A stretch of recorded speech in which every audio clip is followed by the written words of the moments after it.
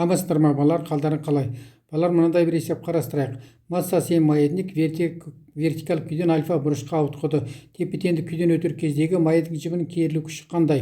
Балалар, есептің берілгенін жазып қойдым. Бізден мақсатымыз керілу күшін табу. Енді сұлбаны дұрыстап отырып салып қоятын болсақ, балалар, есебіміз дұрыс шығады екен. Енді с нүктесінде барлық күштердің қосындысы центрге тартқыш жүдеу береді. Яғни Ньютонның екінші заңын жазып қояйық балалар. Вектор түрінде F плюс mg тең болады ma центрге тартқыш жүдеу берді. Бұл Ньютонның екінші заңы бойынша. Енді балалар, ой өргөсінде осы күштердің проекциясын қарайық. Балалар, ой өргөсін жоғары бағытта қойдым. Себебі көпшілік жағдайда центрге тартқыш жүдеудің бағытымен бағытта салсақ, онда есеп шығару жеңіл болады екен. Сонымен қайтадан жазайық балалар.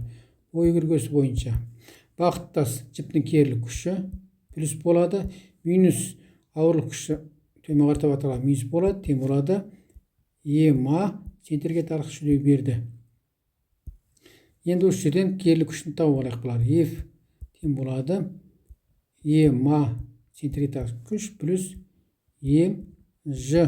Массаны жақшаның сыртына шығарып жіберейін балалар. Плюс g. Басымен аяғын біріктіріп бір жазып жіберейін балалар. F тең болады m плюс g.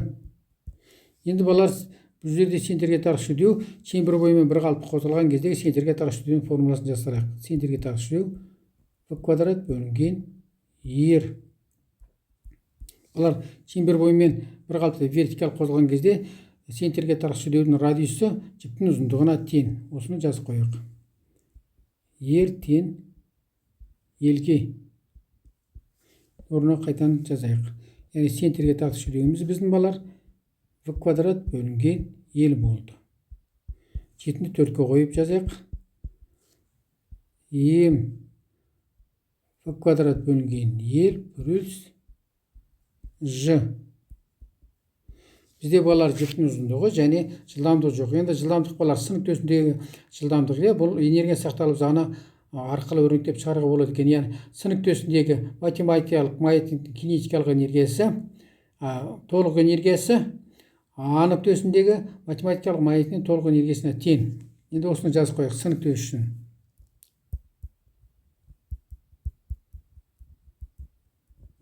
Энергия сақталу заңы бойынша E толық P1 қосу K1. А нүктесі үшін, А нүктесінде толық энергия. А нүктесінде E толық P2 деп белгілейік оны, плюс K2. Балалар, с нүктесінде потенциалдық энергия нөлге тең. Бірден жазып қояйық. P1 тең 0. Ал А нүктесінде жылдамдығы нөлге тең, яғни кинетикалық энергия нөлге тең. Онда жазып қояйық. K2 тең 0. Енді қалған жазайық. Теңдіктің оң жағы тең, сол жағы тең деп қалғанын жазайық. Яғни K1 тең P2 болды. Бұл энергияның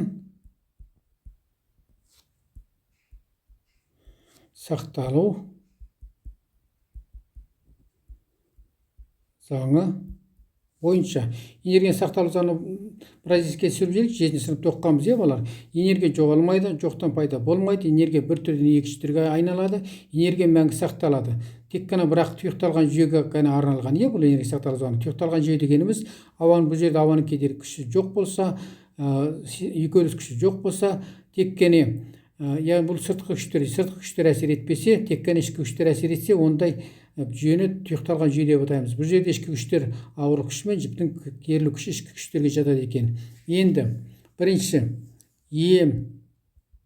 v квадрат бөлінген 2 тең болады mg h. Осы жерден v квадрат тауып алайық балалар. v квадрат тең болады 2g h. Орнына қойайық балалар. 15 8-ге қойайық. 15-ті 8-ге қоямыз. F тең болады М 2H бөлінген L плюс Ж. Әлі де белгісіздер бар екен, H пен L. Енді H-ты балар, мында тікбұрышты, үшбұрышты қарастыру арқылы анықтайық. Яғни A, V, D тікбұрышты, үшбұрышты қарастырайық. Яғни бұрышқа іргелес жатқан катеттің гипотенуза қатынасы косинус альфаны береді. Яғни DV-нің L-ге қатынасы косинус альфа. Ал DV дегеніміз балар, мына жерде көрініп тұр. L-ді H-ты алып тастаған қайтен е. Сонымен DV-нің A-ға қатынасы A-ға қатынасы косинус альфаны береді. Суалым не пайдасы тиіп жатыр? DV дегеніміз L минус H болды. L минус H-тың L-ге қатынасы косинус альфа. Осы жерден H өрнікті тауып алайық. L минус H тең болады L косинус альфа. Енді осы жерден H табайық болады. H тең болады L минус L косинус альфа. L-ді жақсынан сыртына шығарып жіберейік. L 1 минус косинус альфа. Енді балар 20-ны 16-ға қойайық. F тең болады М 2Ж L 1 минус косинус альфа бөлінген L плюс Ж. Математикалық мәйіттің бізге жіптің ұзындығы берілмеген, сондықтан одан да құтылдық міне.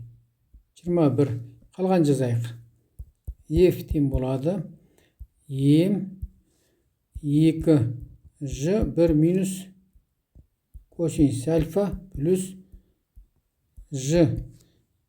М жақшаны ашып жіберейік.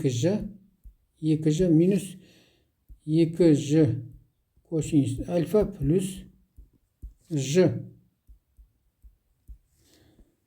2 жаға жаңаға қоссақ 3 болады. Сонда F тең болады М 3Ж минус 2Ж косинус альфа. Жаны жақсан сыртына шығарып жерге болады. Сонда М Ж 3 минус 2 косинус альфа. Жіптің киелі күшінің формуласын қорытып шығардық, сонымен болар. М Ж 3 минус 2 косинус альфа.